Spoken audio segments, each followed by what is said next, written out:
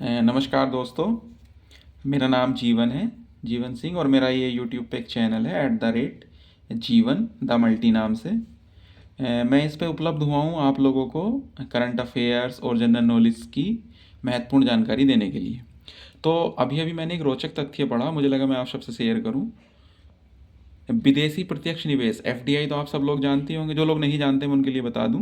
FDI की full form होती है फॉरेन डायरेक्ट इन्वेस्टमेंट, यानी कि विदेशी प्रत्यक्ष निवेश। मोटे मोटे तौर पर इतना जान लो कि एफडीआई का मतलब ये होता है जो विदेशी निवेशक होते हैं, यानी कि विदेशी कंपनी भी हो सकती है, कोई इंडिविजुअल भी हो सकता है। इंडिविजुअल से मेरा मतलब कि कोई सिंगल पर्सन भी हो सकता है या कोई समूह भी हो सकता है, जो एक देश से किसी दूसरे देश में निवेश करता है। यानी कि जो हमारे देश में विदेश से निवेश आएगा हम उसको बोलते हैं एफडीआई, विदेशी प्रत्यक्ष निवेश। ये एक छोटी सी जानकारी है। तो इसमें जुलाई से सितंबर वाली जो तिमाही है, इसकी रिपोर्ट अब आई है दिसंबर में, दिसंबर 2024 में। जुलाई सितंबर तिमाही की रिपोर्ट आई है 2024-25 वाली।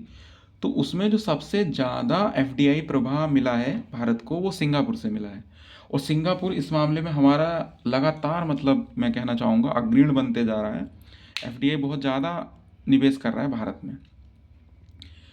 अब आप सोच रहे होंगे कितना किया है, तो मैं आपको बता दूं कि टोटल एफडीआई का 50%, ये कुछ छोटा मोटा अमाउंट नहीं है दोस्तों, 50% अकेले सिंगापुर ने निवेश किया। इस चीज़ को ऐसे समझो कि अगर टोटल 100 रुपया हमारे देश में आया है विदेश से निवेश होने के लिए, तो उसमें 50 रुपया किसने निवेश किया है? सिंगापुर ने।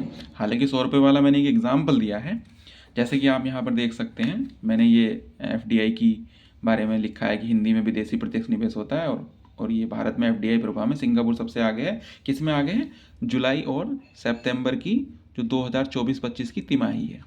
ठीक है। अब देखिएगा रिपोर्ट, आप सोच रहे होंगे कि दिसंबर में क्यों आई है। तो दोस्तों देखो, डेटा कलेक्ट करने में समय लगता है ना, ऐसा नहीं है कि आज ही चीज़ें हुई और आज ही रिपोर्ट बन गई है।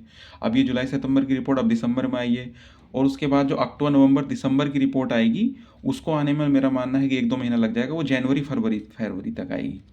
ठीक है। तो अब कुल जो प्रभाव हुआ है, कुल जो योगदान हुआ है एफडीआई का इस तिमाही में, जुलाई से सितंबर वाली में, वो है 13.6 अरब यूएस डॉलर। मैं टोटल की बात कर रहा हूँ। तो इसमें से लगभग आधा, मान के चलिए 7 अरब डॉलर के आसपास, अकेले किसने निवेश किया है? अकेले किसने निवेश किया है? एफडीआई सिंगापुर ने।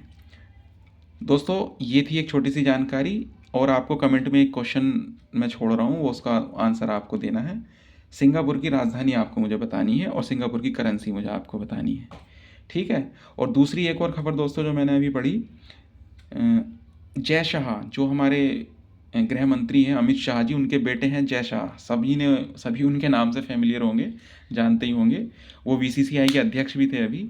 वो अब ऑफिशियली आईसीसी के अध्यक्ष बन चुके हैं, जो इंटरनेशनल क्रिकेट काउंसिल है, जिसके हेड ऑफिस कहाँ पर है? दुबई में है। वो उसके अब ये ऑफिशियल हो चुका है कि वो उसके एक अध्यक्ष बनने जा रहे हैं सॉरी, आईसीसी के अध्यक्ष बनने जा रहे हैं। और रोचक बात यह है सर बच्चों, सबसे कम उम्र के अध्यक्ष होंगे जय शाह। सबसे कम उम्र के अध्यक्ष जैसा होंगे, मात्र 36 साल की उम्र में उन्होंने ये अचीवमेंट प्राप्त कर ली है। और वो क्या खेलते हैं क्या नहीं खेलते ये मुझे बताने की जरूरत नहीं है, ये आप जानते होंगे। और ये इसका भी मैं एक क्वेश्चन आपसे पूछूंगा, कमेंट सेक्शन में आप बता सकते हैं कि उन्होंने जिसको रिप्लेस किया है, यानी कि जिसकी जगह वो आईसीसी में अध्यक्ष के तौर पर गए हैं, ग्रेग बार्कले, वो कौन से देश के निवासी हैं? जय हिंद, जय भारत।